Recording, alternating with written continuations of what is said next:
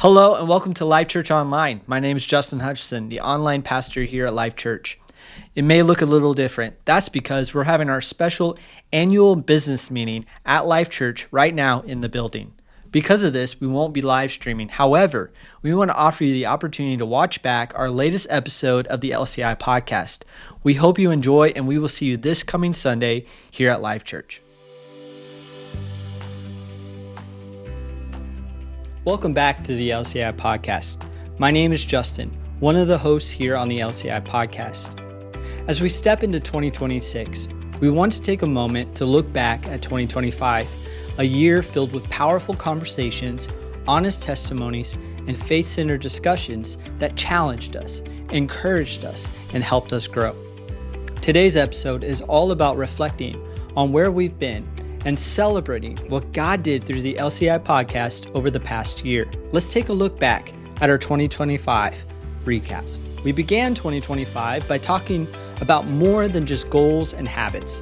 In episode 22, Miranda Sullivan, myself, and Joseph Glebes explored how faith should shape our resolutions. Instead of chasing self-improvement alone, we focused on surrender, obedience, and aligning our plans with God's purpose for the year. So I don't know if you've ever heard either, but I've heard people talk about their eulogy, I think is how you pronounce it. Okay. Like what they want the end of their life to look like and then how they get to be that person. You Wow. know? Okay. So like almost like step by step, how do I get there? And it, but the thing too you got to look at is like the timeline of like how long realistically is this going to take me from where I am now, and just like bit by bit, like first I need to accomplish this small goal, then this small goal, then this small goal. And I'm like getting closer and closer to the big thing, Right. And being really honest with yourself, your capability. You know what you can what do. you can take on. That's a hard thing. Yeah. Being like, I can't really, I would love to say I'm going to read my Bible and pray and my devotion time is going to be 3 hours a day. Yeah. Unfortunately, I've built my life where that's not there. You don't do 3 hours a day? But I think if that's something that I want to do, then 100%. I need to break that down and say, okay, what are you doing right now? What does that look like? Yep. In episode 23, Miranda Sullivan sat down and joined Felicia Buck, Jessica Feehill, and Melissa Compton for an honest conversation about motherhood. Looking back, this episode captured the beauty, exhaustion, pressure, and grace involved in raising children while balancing faith, family, and everyday responsibilities. Check it out. And social media does play a big part in that. Everybody shows their perfect life. And so then we see that and want to have this perfect life and feel like we're failing all the time. Right. And most of the time you're not. You're doing very well. I love that. You're enough. You are enough. We focus so much on wanting to be that perfect mother. We lose who is important to us. And what I mean by that is the me that's important, is the real me. Right. Not the, I want to be like Jess. There's a lot of reasons I want to be like you, but I have to understand that I can't. Yeah. I can learn from you and I can learn values from you. I can learn from you. I can learn from you. And I have taken things from you and thought, that's kind of nice. I like how they do that. I'm going to do that, But at the end of the day, I am me. Felicia's Felicia, Missy's Missy, Jess is Jess. And when we can embrace ourselves, then all of a sudden, I think it's easier to juggle. Okay, so let's see if we can count it all. So church activities, outside kid activities, outside of school. Then we've got school, personal, stuff. You got to take care of yourself, and have some you time every now and then. And then, for the four of us, we all have spouses. So that's important too. And if you don't have spouses, then that's a whole nother dynamic to motherhood, is either co-parenting with somebody that's not a spouse to you or having a blended family. So there's just a lot going on. Episode 24 took us into the intersection of faith and business. Ryan Compton, Ashley Loring, Jeremiah Vihill, and myself shared what it's like to own and operate businesses with integrity, biblical values, and reliance on God while navigating real-world challenges. Check it out. And I think you have to rely on God even more heavily, not just in the times where things are not as great, but especially when things are in a surplus. Because I think the true tell of a person, a woman or a man, is what you're doing when you're on cloud nine, when you're Right. on the top. Right. You know, when you don't so-called need God to, you know, help you out. Yes. And so you really got to rely on God to like keep you focused, keep you in line. And I think, it's an everyday thing. That's good. Episode 25, Handling the Busy. In episode 25, Miranda, myself, and Joseph addressed the reality of busyness in our culture. This conversation reminded us that being busy doesn't always mean being productive, and that rest, boundaries, and intentional living are essential parts of a Christ-centered life. And one of those things that I've learned over the years, especially when we got the two children, the two foster children. I mean, we went from, just my wife and I within a day to all of a sudden now we have two little ones that we're raising full-time in the house, everything like that. So that was definitely a shocker. We had to change some things when it came to being busy because we thought we were busy before, and then we realized, oh no, we're not busy at all. Now we're busy, and then exactly. Children do that to you. But I think just knowing your limits and being realistic with yourself, because there's times where I feel like I can just keep going, keep adding, and then That's true. there's times where my wife was like, hey, how about we find some areas where you can relax on a little bit. And I'm a very ambitious person, so I always have a million things I want to add to accomplish, like I want to get better, I want to run every day, and then on top of that, I want to write another book, or on top of that, I want to start a video series, or on top of that, I want to do all this. I'm just one of those type of people. But you just have to prioritize. Know your limits, prioritize, really know how it's affecting you and how it's affecting those around you, and if it's going to affect them negatively and it's going to add too much stress on your life. I mean, there's too many things in life to stress about. You don't need to add more to it. 100%. And so that's just my 2 cents. It's bad habits that usually speak a lot louder, but it's the good habits when they're nailed down and they're implemented in your life that will do great things for you. Your structure. Yeah. Yeah. So I think that's good. Your foundation. That's Episode good. 26, Depression Doesn't Define Me. It was one of our most impactful conversations of 2025. Miranda Sullivan sat down with Isabella Gleaves and Brianna Walters, bravely sharing their experience with mental health, reminding listeners that depression does not define who we are. Our identity is found in Christ. Check it out. Actually, somebody that lives there in Tennessee, she had no idea what I was going through, but she sent me the most encouraging text saying she was praying for me, saying she had a burden for me. And I remember being in the hallway and just crying, because when you're in that moment, in those moments, it feels like God is so distant. You feel so alone, and you feel like, God, where are you? Like, I called your name, like you're supposed to heal me. What's wrong with me? But then God shows himself through people, through other people, right? Yes. So I would receive texts like that, like even people from here that had no idea what I was going through, that would just text me saying, hey, I'm praying for you. Hey, I love you.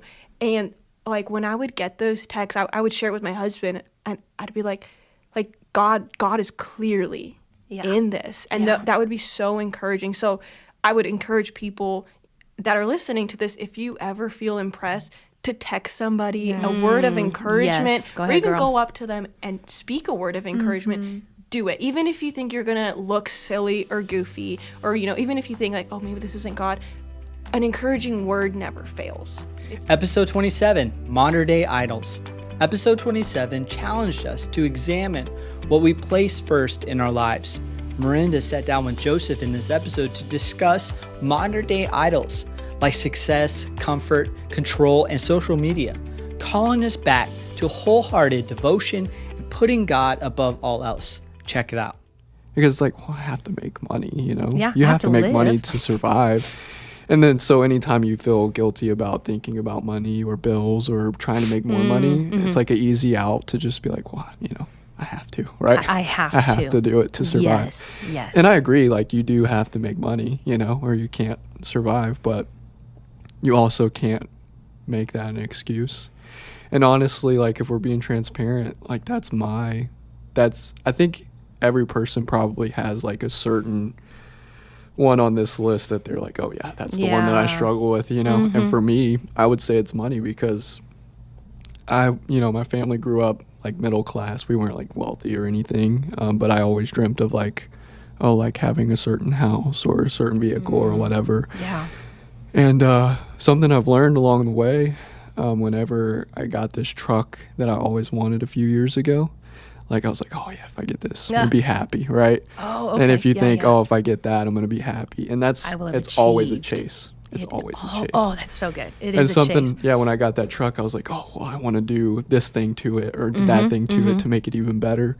And so, yeah, I just realized, and I even heard it from a friend recently who makes good money. He's like, yeah, I realized that all the material possessions that I got, because he has like house, vehicles, camper, all these things that he bought. Yeah.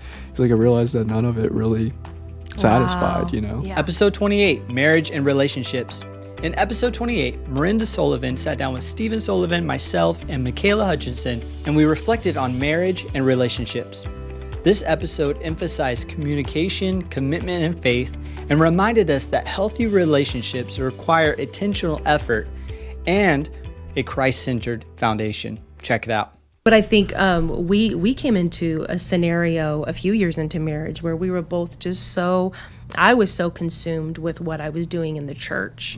I was very, very busy all of the time. And at that time in our lives, he wasn't involved in the music department, and I was running a music department, and then he was running a youth department. And it became life. And it wasn't until storms came that for me, I was like, oh, I haven't been working on this for years. I just assumed because we had such we dated all through high school. We had so much fun. We were best friends. It was just easy. Episode 29 highlighted the call to live missionally. Terry Boffman and Gayla Boffman, our lead pastors here at LifeChurch, joined me as they shared their testimony and their story of the mission field, and encouraged us to look beyond ourselves and recognize the power of obedience and global reach of the gospel. Check it out. To have the text read in Spanish. Right. That's kind of leading us. We're wanting to start this Spanish ministry or bilingual service. Absolutely. Whatever shape it takes. But right now it's kind of raising that profile. Case in point, this week we had a guest, first-time guest, a couple. I met them outside. The man was primarily Spanish-speaking. He understood some, but his wife interpreted quite a bit for him. And they said they loved the missions emphasis. Wow. Of course, this happened to be Mission Sunday. Yeah, perfect time. They loved that, and they loved when of course, we had one of the young men come up and interpret the text, but also I mentioned that we wanted to start a Spanish-speaking service.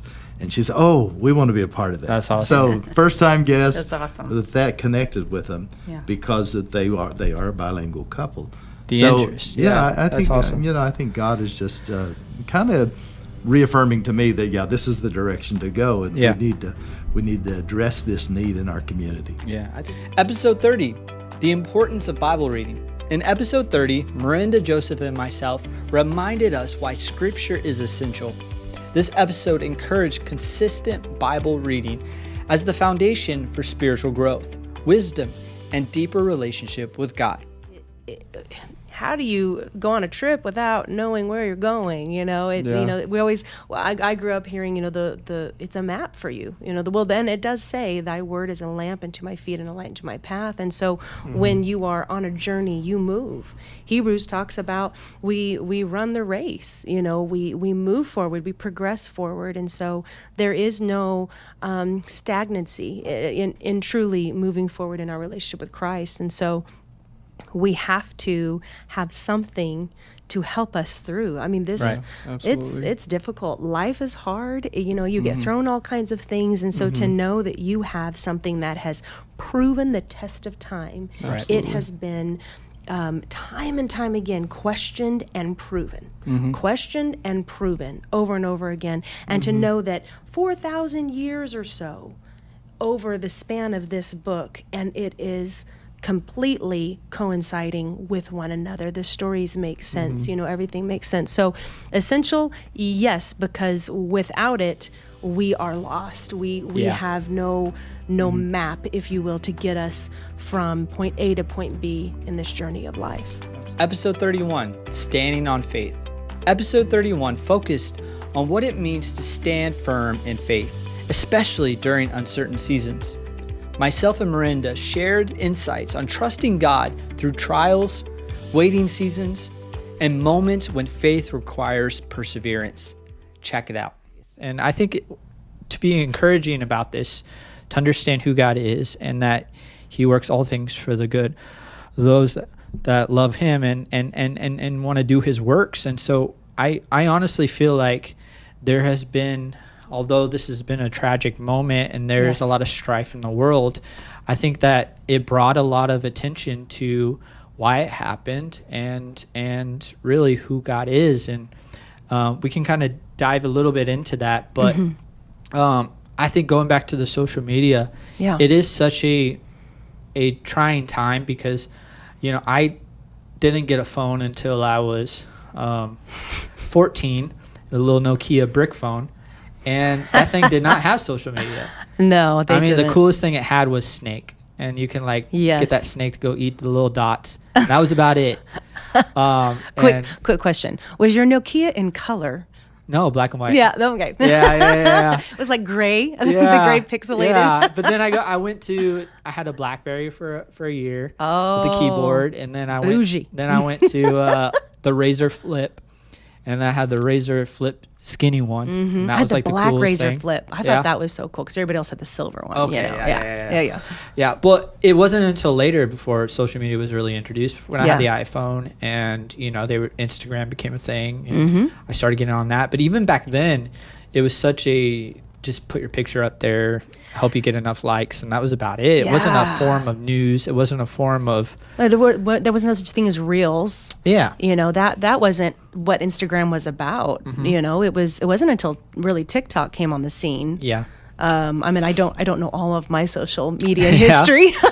Someone might call me out right now. Yeah. But what I seem to think is, they wanted to compete, and so YouTube and Instagram and Facebook, you can tell I'm old, those are the only ones I know. Yeah.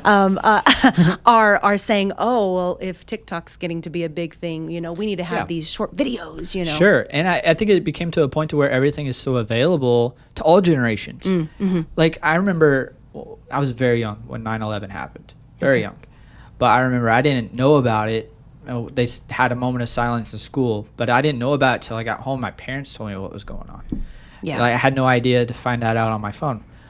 I unfortunately saw what happened on that day with Charlie Kirk on just scrolling through my phone, and it hit me heavy. And I'm thinking to myself, anyone could have seen that. Yeah, and so many people and it affects. did. So many people did. And I'm wondering, with our younger generation growing up with social media, like that can build a lot of effect on you. Yeah. And so I think this idea of fear and what this world can bring when it comes to gaining information real time of what's going on, and just maybe fake news or the AI that's getting so popular nowadays. And it can be a lot. Episode 32, What It Means to Lead. Myself and Miranda unpacked biblical leadership, emphasizing servant leadership, humility, and influence rooted in Christ-like character, rather than position or title. Check it out. That's him. Right. And so I think we all in leadership come to that moment, especially if we're called to pastor or called to preach. Sure. And so I look at us in similar ways, because I see you, and I can only imagine the fear as an introvert, knowing that God wants you to lead my people. Whatever that might look like in each season. And likewise, just because of tradition, how weird it was for me to hear God say, I'm calling you to preach. And I'm thinking, but most of the preachers I know are not women. Yeah. Sure. there were a few that I really looked to, Joy Haney, Nona Freeman, growing up. And so I just clung to that thinking, okay, it's not unheard of, but it's not just, I can't just fly under the radar. So a little bit of my introvert, comes through. I'd like to just not be seen and not be noticed. So I feel like I can kind of connect with maybe that fear that you had.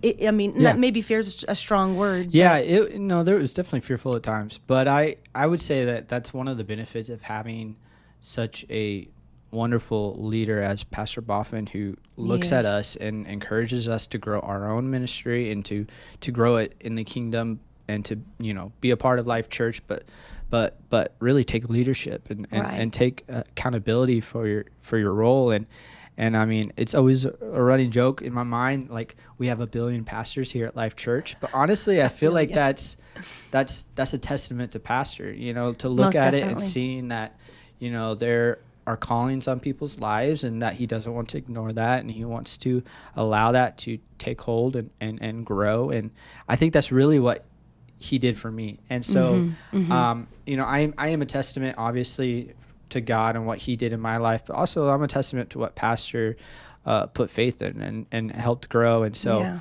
you know, obviously I appreciate that as leadership. And I think that's something that we as leaders should do for others as well. Yes. You know, I think back to our student pastor days and looking back at all those who, you know, now are adults, have children, you know, and Yes, they do. you look at that and you're like, Or they're wow. the youth leaders Exactly. or student pastors Yeah, now, and you're thinking, yeah. oh, they're leading my kids. Right. But That's then, amazing. But then you look back at it and you're like, well, you know, I had a portion of the responsibility to that. Like I had some hand in that. And that was because you didn't, you know, look at them and discourage their calling. You didn't look at them and say, oh, you aren't talented enough to do this. Or, you know, if they felt the call and God was really calling them to do something, you look at them and you're like, you just don't have the personality for that. Like, Oh, you don't, never, yeah. Yeah. But like, I look at that and I say, Pastor didn't do that with me. Obviously, it took like 3-4 weeks for me to say a word to Pastor when I was visiting here at LifeChurch. But that didn't deter him. And so I feel like leadership is to grow and to minister to others, but it's also to create other leaders and to, you know, create other disciples and build the Exactly. kingdom of God. And so it's a task, and it can be overbearing at times, but I think that's one of the benefits we have over the professional sense, you know, company and owners that have no relationship with God, yet they have the weight of their company on their shoulders and they have to lead. When we have God on our side and a relationship with him that we can lean on, it's such a great benefit when it comes to leadership. So we close 2025 with episode 33, and it's centered on fatherhood.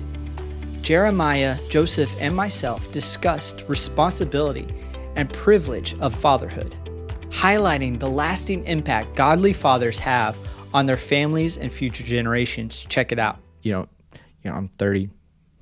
4 years old. Yeah. Like, you know, I'm older, you know? Yeah. But I still, if I had a question, or even if it wasn't anything big, like some big decision in my life, like it was like, how do you fix a weed whacker? You know, Yeah. I would call him because I knew I could call my dad. call him, and little he was things open like with that. conversation. Yeah. You know, at least, you know, that's what you kind of strive for. Well, that's so scary. Like, so earlier this year, you know, my dad was diagnosed with cancer, and, you know, thank God, you know, he's healed and things are looking good. But, you know, in the back of your mind, you're thinking, okay, well, one day I might lose him. Right. Okay. And so many people that I know of have lost their fathers. And, you know, you don't want to take for granted that, okay, dad's always available. You know, so I'll be 44 this week. And so, you know, and even as a 44-year-old, you still want to have that dad to be there to answer your call, and he's still the voice that's kind of in the back of your head, kind of like a conscience, saying, okay, would he do this, or how would he approach that kind of thing? And you want your kids to have that too. 100%. That authority but safe place, like I said. You know, you want when they're doing something wrong, I don't want them to be like, I gotta hide it from my dad either. You know, I want to be like, I need to go ask dad what I would do. You know, man, I messed up. Call dad. You know, I don't want them to be like, let's hide this. You know, and you know, God forbid, you know, we ever lose, you know, my dad or anything like that, and then I become the patriarch. You know. Yeah. But you know, I want that voice to be in my kids' head, you know, even when they're adults, with their own kids too, and in a good way. I don't want to be like a narcissist where I'm controlling them and being a helicopter parent, even in their adulthood life, right? Yeah. So, but you still want it to be where there's that gentleness, where like, okay, I can call dad. As we reflect on 2025, we're grateful for every guest, every conversation, and every listener who supported the LCI podcast throughout the year.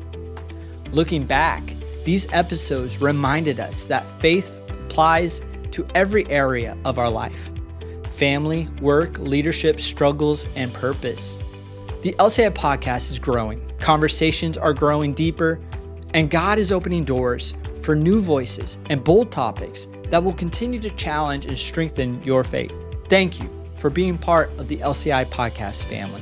Stay connected, because what God is doing next through the podcast is just getting started. Thank you so much for joining us on the LCI podcast. If you liked what you heard here today, please follow us. YouTube is LifeChurch Presents. You can also follow us on Spotify and Apple Podcasts. Thank you, and God bless.